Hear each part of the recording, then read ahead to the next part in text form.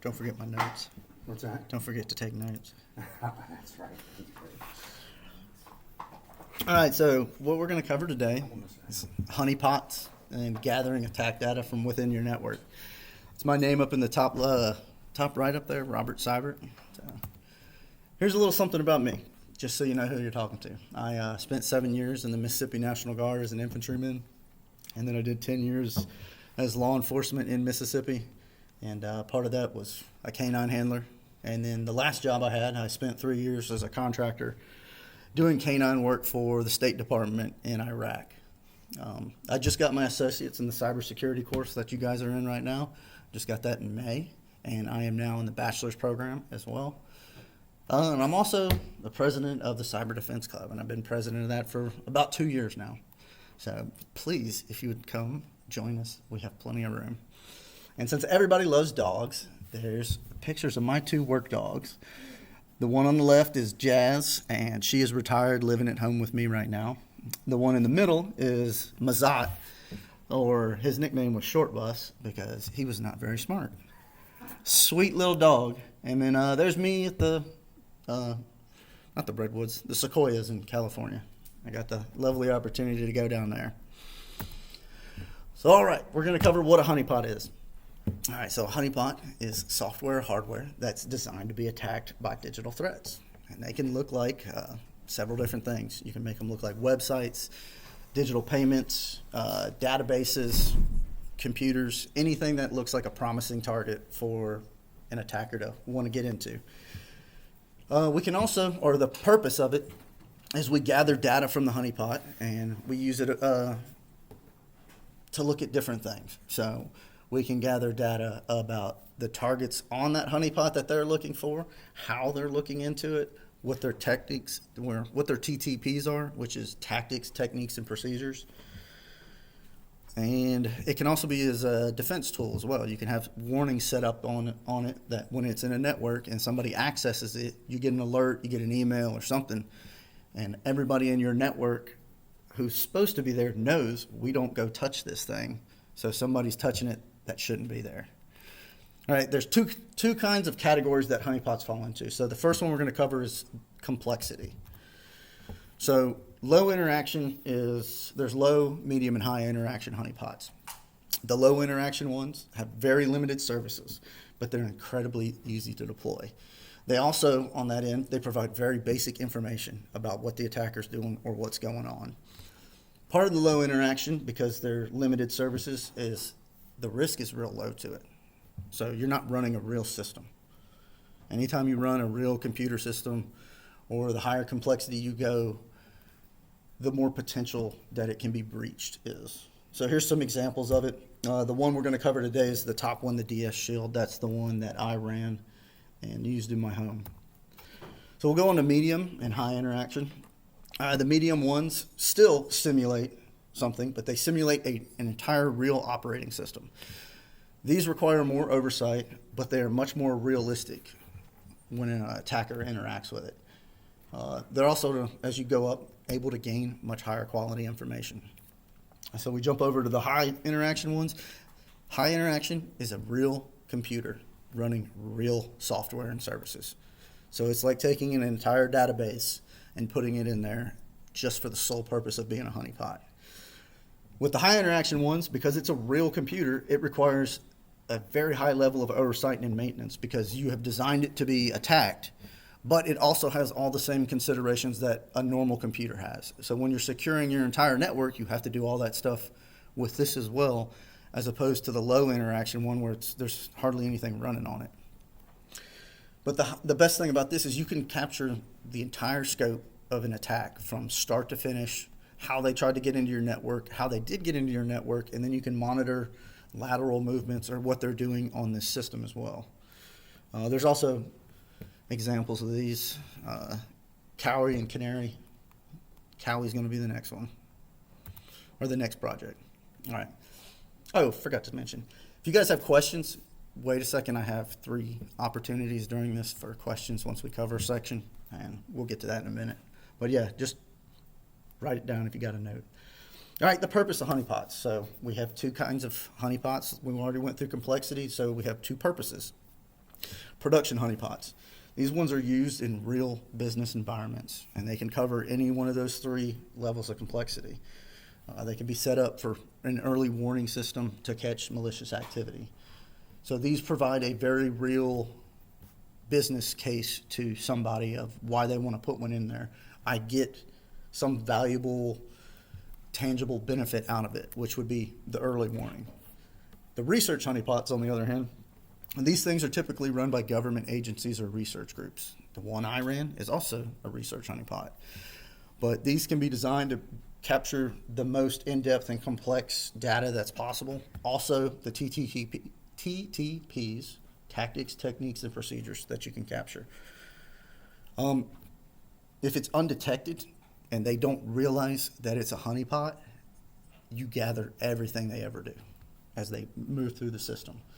The lower interaction ones that we covered, a very smart, sophisticated attacker will realize super quick that that is a honeypot, and then they don't even mess with it.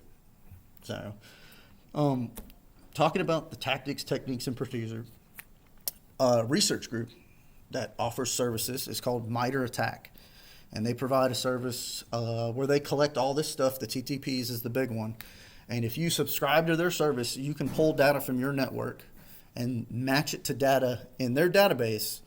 And based on the things that you're seeing in your network, they're like, oh, we'll take this. Okay, this is probably this group over here. We see them do these 5 things when they get into a network. They go look at this thing. This is how they try to laterally move. So they can tie all these actions to specific groups. So the more data they get, the better you can look at your network and be like, oh, this is something we need to shore up. Or if we are breached, here's what they most likely were looking for. All right, so this is the one that I deployed at my home. It's the DShield honeypot. It's made by the SANS Institute. Completely free. If you guys want to go run or go download the software for free, follow the tutorial on how to build it, and deploy it at home. This is something you can do probably within a couple hours. It's not too hard. But the DShield is a low interaction honeypot. It simulates 2 virtual environments on that system. So I was able to run this on a Raspberry Pi, a $35 computer, incredibly small.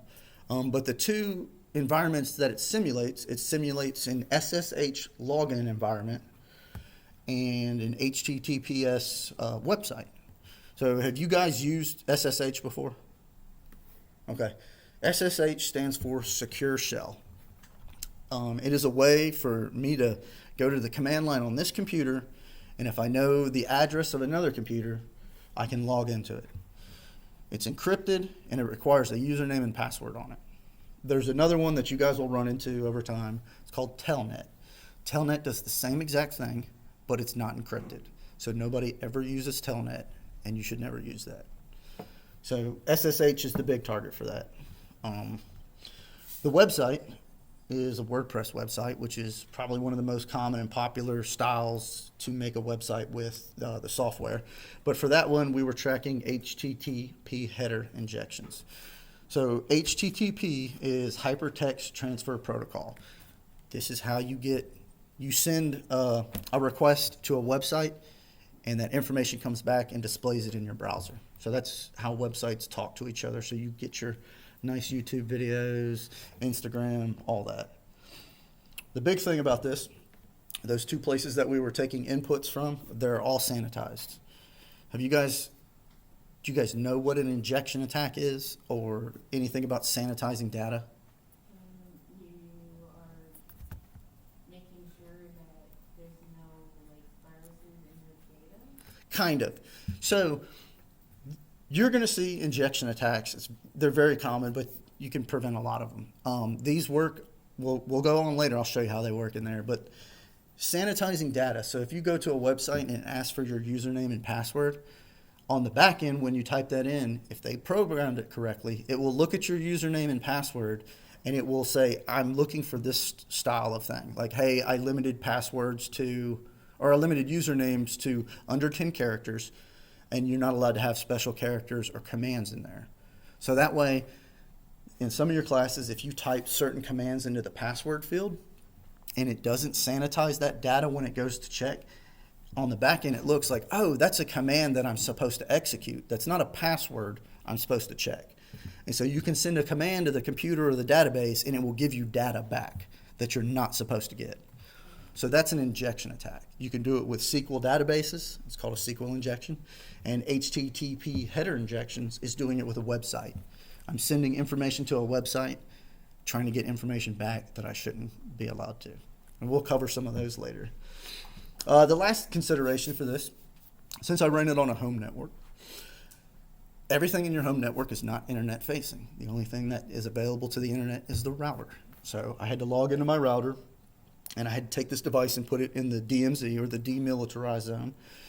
And this opens it up to the entire world. Everybody can see it now. So for the configurations on this, the SSH port is changed. SSH is port 22. So the reason we changed the SSH port is because I want my fake port running on port 22, because that's 99% of people are going to go try there, because that's where it's supposed to be at. They recommend, or they automatically change it for you to 12,222, but since this configuration is known to the public and freely available, if they do realize it's a DShield honeypot, now they know that this is your SSH, your real SSH port. So just move it. It really doesn't do anything because they can still scan and find it. But security through obscurity, it does a little bit. So if you change the port.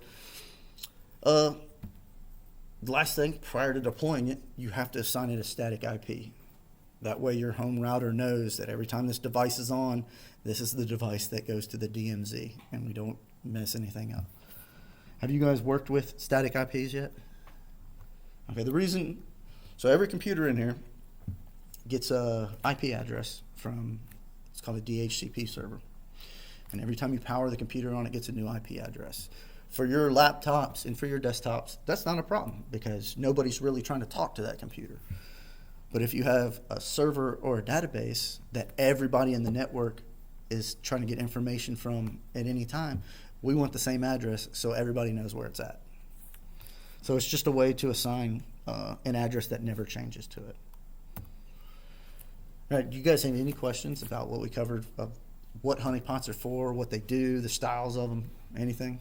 Yes? I kind of missed the very first couple minutes. What is the honeypot So, for? two things. So you have the production honeypots, and they can be low, medium, or high level of interaction or quality. The production ones are primarily designed to give an early warning. So you put this device on your network, and we'll call it secret server number 2. And then we'll put fake information on it, like here's passwords, here's credit cards. Everybody there knows it's not real. We don't touch it. But somebody breaks into your network, they don't know that, and they go look at it, and it fires off an alert to your security team. So that's one. The other one is a research honeypot. Those are used, like I said, by government agencies, research groups. It's the style of the one that I ran.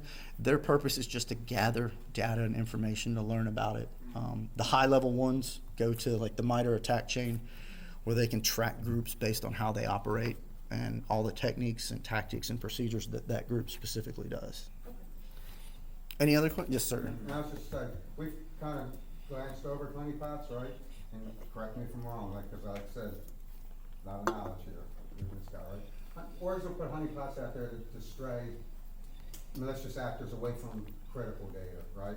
Mhm. Set up something more that looks more appealing, right? To keep them away.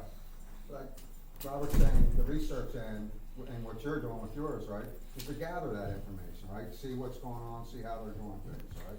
Yeah. See what tactics are being used. Is that clear? Yes. So like mine, I want people to attack it. Right. You do want people to attack it if it's in a production environment, but the purpose of that one is that it's not being attacked every day, all day long. It's that when it's attacked, we fire off an alert and we know something's wrong. Yes. Okay, so honeypot, it uses like some kind of diversion for a fake email will send you an alert that you are being attacked. It depends on how you set it up. Right. One of the high interaction ones that we talked about is Canary. Theirs can be listed as 2 ways, a honeypot, or they have other things called Canary tokens. A Canary token you can put in a real environment, and it's a little warning that when somebody touches it, it fires off an email alert. You can do the same thing with a honeypot. It doesn't have to be an email alert, but it fires off a warning that somebody has accessed this system, and we know nobody should be accessing our fake data server. So it gives you one early warning that somebody's in the network. Like he mentioned too, it can delay people as well. They think they're looking at this super secret credit card database that you have set up, so you know they're not in your other stuff yet. You have time to deal and respond with it. So it's like a Venus flytrap? Yes, that's what it is. Yeah, There you go, yeah. yeah, a honeypot. They have other ones called honey nets, which is an entire network built with that stuff in mind. Yeah. You can get incredibly complicated with them if you have the time, the effort, and the manpower. So, yes. You think with Web3 being more like prevalent that there's going to be a lot more honeypots because the blockchain is a lot easier?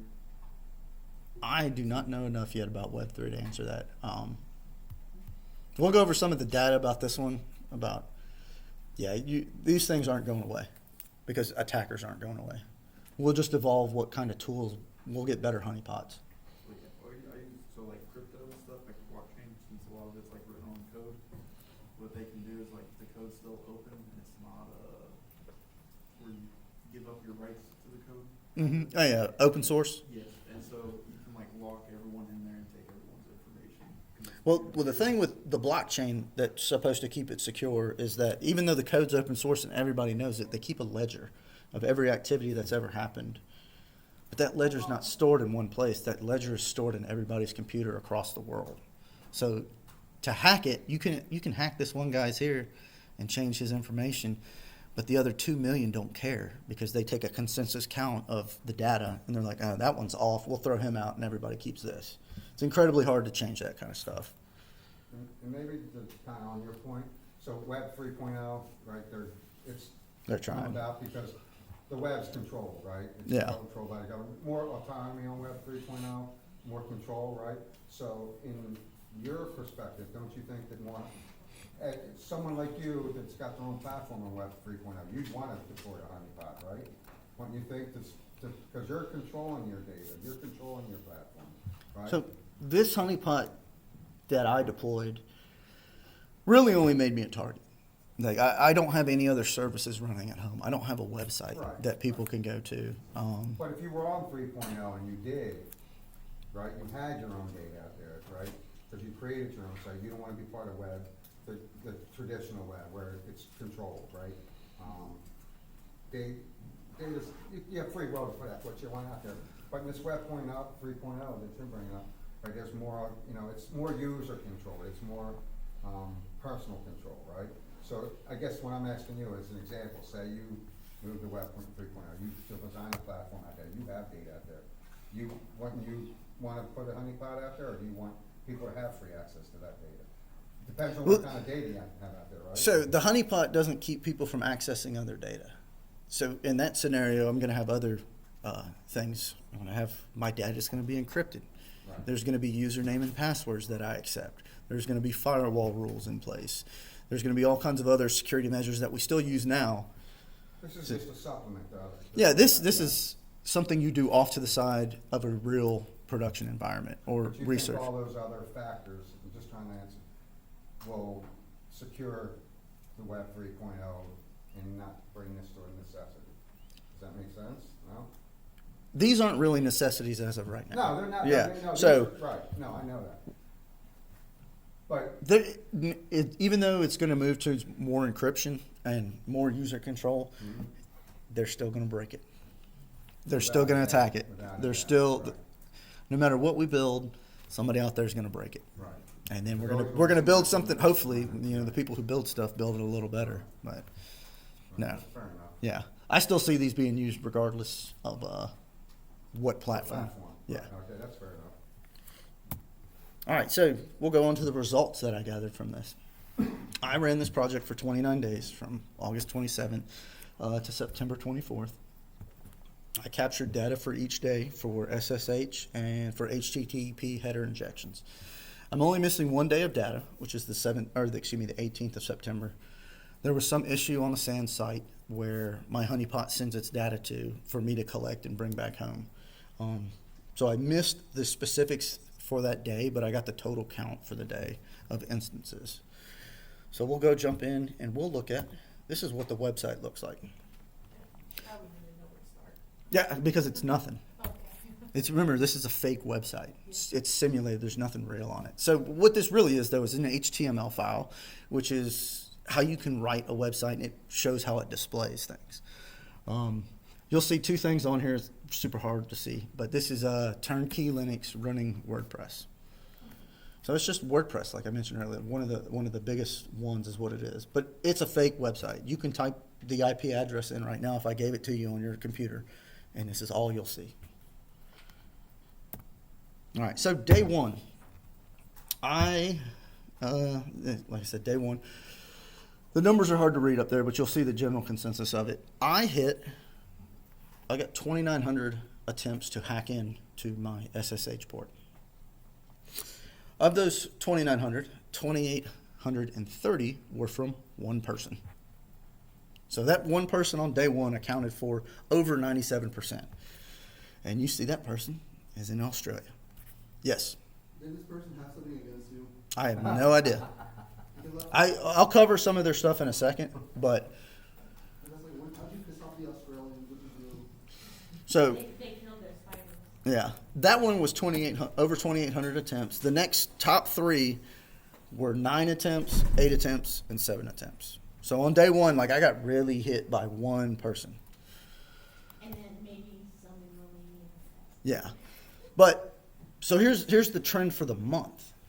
So you see on day one, I got 2,800. Well, it kind of teeters off, and then we get some spikes here and there. And then towards the end of the month, the middle of the month in the project, it ramps up to just under 10,000 attempts a day and pretty much stays above 4,000 attempts a day until the project ends. So the top one is reports of each instance someone tried to log in. The bottom chart, which matches up day to day with the top chart, is unique sources that tried to go in there. So you can have one source try 500 times, but I have over, almost 3,300 different computers in different locations tried to get into there. And you can see on day one, numbers are very low, very low, very low. We did not get over 100 unique sources per day until the middle of the month, and then it just ramps up. So, a couple reasons why this may be. If I just threw this device on the internet, who knows it's there? Nobody yet. So what is happening all the time on the internet? There's computers scanning other computers nonstop, building a map of the internet. We're going out, we're checking IP addresses, we're seeing what's there. Oh, is this a website? Oh, is this somebody's house router? So once my IP address had been scanned enough times, you see more attempts start to come in. So it's just like being the new kid in school. Like nobody knows who you are yet, right? By the end of the semester, like, oh, everybody knows your name. So we'll go, this is passwords. I got to add the numbers in for you guys to see later. This is only the second time I've given this, and it's being worked up to be given in a conference soon. But these are the top username and passwords that I encountered. So in the top circle to your left, the blue section is root was the top one, and it goes counterclockwise by color. So root, and then you see this 345 GS, random number password was pretty high up there as well. Does it not show me my notes? Give me just a second. Oh, here we go. There we go. This is what I was looking for. Yes. Is Root the Australian guy? No. This is over the whole month. This is the entire 29-day project. I got to add the number in there, but I want to say root was used like 10, 15,000 times. And then you get the next one, which is some weird number. But after that, what do we see for names? Common names. Ubuntu, test, admin, user, support, Oracle, sysadmin. Those are common default usernames for systems. If you have an Oracle system that's running, some Oracle DB, first username it creates is probably going to be Oracle. Root is the big one because Root is the highest level user on a computer. And some places do not change those. So, like an example, my home router, I can log into it from within my network over HTTP. The default username is admin. The issue with this router is you can't change the default username ever. So it will always be admin. Some software is like that. They will not let you change some of the defaults, but you can change the password. So mine does not have the same password that came with it. We'll jump over to total unique passwords. So bottom. Top two again, two variations of this 345 GS. And then, so skip that one, and we'll go to all the other ones. 1, 2, 3, 4, 5, 6. Password. Password where they changed the A to the @ symbol and the O in Word to a 0. And then we start seeing other default ones like admin, root, test. Does anybody would know what 1Q, Q, 2W, 3ER, 45, whatever is? Look. At the top of the keyboard. Yeah, look at the top of your keyboard. 1, QQ, back up to the number 2, down to W, up to 3, back down to E. You'll see, it's one of the top ones, but you'll see other variations of that, of like Q, W, E, R, 1, 2, 3, 4. Some people just run their hand across the keyboard and choose that as a common password. Support's another one. But the thing you'll see with these is they correspond to usernames. So admin, admin, root, root, user, user, support, support. A lot of software back in the day, they're starting to change this now because of this issue, came with default username password combos like that. So if you started up your device and didn't ever bother to change it, everybody knows what it is now. So anybody know what the top two unique passwords in the username are? Where that comes from? Why they're so big? So,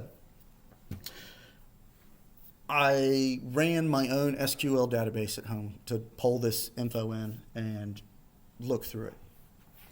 I pulled this up and I was like, I don't know what this password is, or username. Like, where is this coming from? The others make sense to me.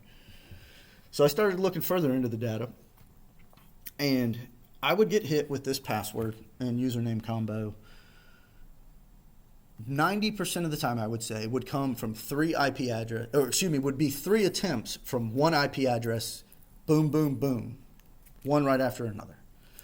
And it would always be paired with 2 different attempts that did not include that. So it would be that big long username password of the 345 together, and then you would see test, and then that 345 password, admin, and then that 345 password. And then it would stop, and then it would come from 3 new IPs somewhere else, do it again, and they typically used on those 2 additional attempts, they used root, they used admin, they used test, and a variation of test, such as test 01, test 02. They used another big username called SOP user, which is, I had to do some research on that. That is a username in Huawei products from China. That's a default username for like a PuTTY terminal to get into a computer. So I went to the SANS website. I was like, oh, maybe they got a write-up on it. These guys collect all my data, and they do big research write-ups. They don't know what it is either. Nobody knows what this is, why they're getting mass attempts on devices all across the world with this username combo password. So if you guys want to do research and look into it, like run your own, see where it's coming from, maybe figure something out. Maybe it's Australian guy. Huh? Maybe it's the Australian guy. Well, it comes from 3 different IPs every time, so it's all over the world. It just bounces around. Maybe he has multiple computers. Well, so if it's coming from if it's coming 3 times from one IP address before it goes somewhere else, that does tell us one thing: this person has a botnet or computers that they control. So it would be like me on this one laptop. I'm not going to send all the attempts from this laptop. I'm going to send one to this computer and tell it to talk to you. Next computer, talk to you. So there's a botnet out there somewhere running this password combo. But what's the password combo for? the last talk I had, a couple guys had some guesses. Hey, maybe this is like a Bitcoin wallet that somebody lost, and it has $10 billion worth of Bitcoin in it somewhere, and he just knows my computer was like that. Maybe this is some guy who has a computer in his basement and is bored and just thinks it's funny to do. Or maybe it was a guy 10 years ago running a research project, and he's passed away, but his computer in the basement's still powered on running this. I mean, those are just theories. Nobody knows. But just food for thought. If you guys want to play detective and dig into that info. Why it's 3 attempts and then it goes on? Yeah, it'll do 3 attempts from one IP address, and then the next time I see it, it has changed to another IP address. It does 3 attempts again. Can you do login attempts by IP address? Yes, yeah, so I could see 3, but then it goes to somewhere else. No, but basically, how soon before you're locked out of the system by failed attempts? There is no failed attempts. So let me back up. For the SSH portion of this, when you log into my computer on that port, you tell it what username you want, and then you give it a password, and it says, oh, incorrect password, and then gives you another chance, and it just lets you go. It never stops you from going. On a real computer, you would do a lockout timer. You get 3 attempts in 5 minutes, and then you're done for an hour. That's how you would stop brute forces on computers. But we don't want to stop the brute force stuff. I want to see it. I want everything out there to try as many times as they can. So this one, top 10 offenders in their country. Yep. Some of this information surprised me. I did not think Australia would be the number 1 I mean, spot that my little Raspberry Pi would be getting hit from. I It mean, starts with the prison colony. yeah. Yeah, they live just said like murder. They just said murderers there constantly. So like, But my And it's very corrupt. my hypothesis would have been, as an American with an American IP address, my biggest threats are going to be foreign nations trying to mass scan stuff. I would have thought Russia and China would have been way up there. Yeah, but the 2 biggest threats to my honeypot was Australia and my own country. It really be on. Huh. in the Netherlands for some reason. Netherlands are up there. Well, Because the Kiwis got pretty mad. and this is the IP address that attempted to log into my computer. Doesn't mean this is not being run somewhere else from a botnet, right? How many commands can we send, from I'm going to talk to this computer, tell it to do something, to talk to that computer. If you're a really sophisticated actor, you're making 4 or 5 jumps. You're not doing it on your computer. So those are the top 10 origins. This is just for SSH stuff. But yeah, they like that SSH stuff. So quick break. You guys have any questions about the SSH data or about the process for that? Interesting stuff. So I think some important stuff, right, like I said, when I teach, right, I'm teaching you stuff to help you move in the industry, stuff that's gonna help you in the industry. I think one of the things I had to laugh at were your common usernames and passwords. I told you I worked for a huge pharmaceutical company. We were admin for the longest time. Password 0 with the A Yep. and the 0. These are so easy to crack, right? You're talking about telnet not used. We use telnet exclusively, right?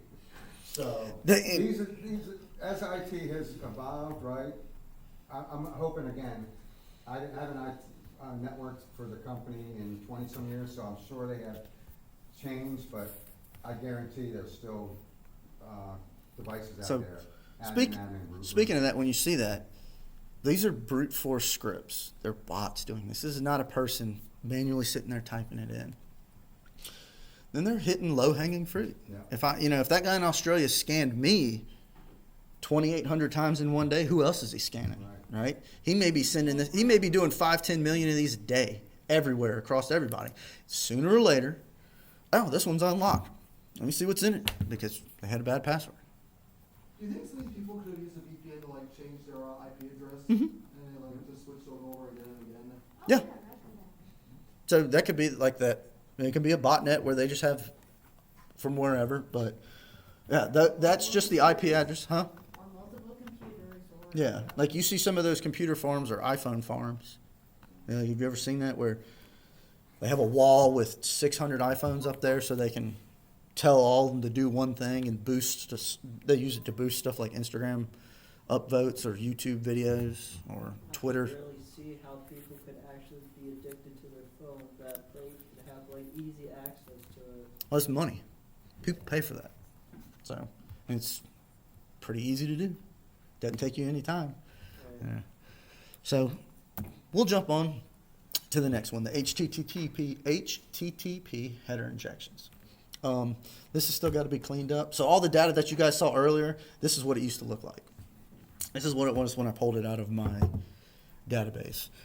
So I'm going to clean this up and put it in some charts, and I'm going to get those charts better labeled with numbers on them as well. But for this one, the top chart is the top 10 header injections that I saw on my website. You saw a backslash. You saw a favicon.ico. Google's up there. There's the, what is it, CGI Ben Lucy Stoke. That's one. The .env. So in just a second, we'll go over and cover what those specific ones are. Yep, shadowserver.org, API, I think it's ifi.org, example.com, and then the Go form set, and then robots.txt. But at the bottom, this is the top 10 sources for the header injections. So this one has a lot less traffic on it. But the top one is Switzerland, followed by Germany, and then the United States at 108, El Salvador at 108. Those are all, one or two off each other in the entire month. But further down, you see the United States shows up again twice. I was getting hit out of California, Wichita, and what's the other one? Missouri, St. Louis, Missouri. So something somebody pointed out to me, I didn't know it, but now that I do, Wichita, Kansas. You're going to see Wichita, Kansas a lot, okay? The reason is when an IP geolocator fails in the United States to get information of where that IP is located, it defaults to that. So you can go read a nice, lovely news story online where there's a family in Wichita, Kansas, that has gotten hundreds of lawsuits against them because companies look up an IP address for somebody doing a crime or a violation online, like downloading torrent movies, and they're like, oh, it's these people, and they send it. It's an error. And this family has been harassed legally by every company out there because their home shows as the default when something's wrong. So that may be the bottom one. Like I said, could be just an error anywhere in the United States that actually goes there, as opposed to it actually coming from there. So the next thing we'll cover, these are the actual headers injections that you saw. So here's how an HTTP header injection works. You go type in www.reddit.com. Okay, you put that in your website up there, and it goes to that website. If you click on a subreddit, you'll see information added on the next web page that you go to when it reloads the browser. There's numbers, whatever up there. However, they have designed that information. That is a directory telling you where you're at within the website and what data has been pulled to get back to you. So we can mess with that. So you can go to the website and place a backslash at the end. And if it is not configured correctly, this is the root directory. We'll show you everything everywhere on the website. So like it's like having admin as your password or root as your password. If you don't correct this deficiency, I get to see everything. But it can also be used, if you just do it, it shows me the front page of the website where it goes. So with that high number, it could be two different things. It could be somebody attempting to hack my website, or it could be somebody just scanning my website to see what's there. Google scans everything, right? How else they get their search stuff? That's how you find out where everything is on the internet. It's being scanned left and right, left and right.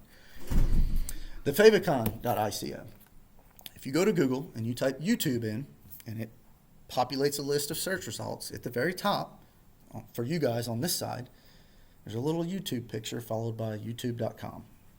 That is the favicon right there, that icon. So it's data put there, makes it look special. You can click it and it will take you to that website. So you can pull this data off the internet, download it to your computer. It's going to be encrypted and hashed.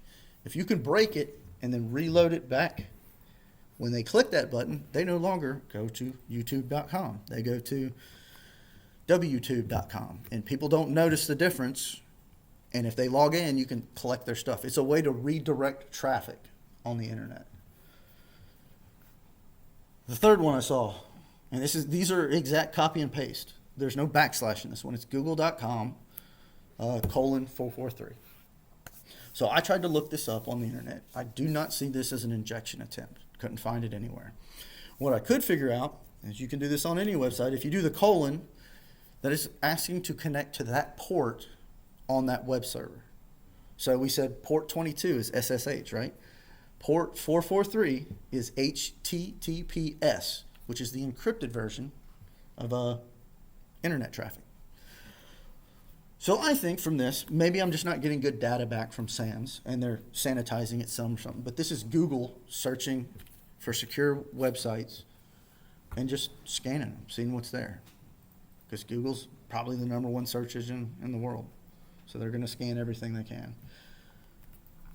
The next set. This one at the top. So if you place this behind a website, it is meant to be an injection vulnerability.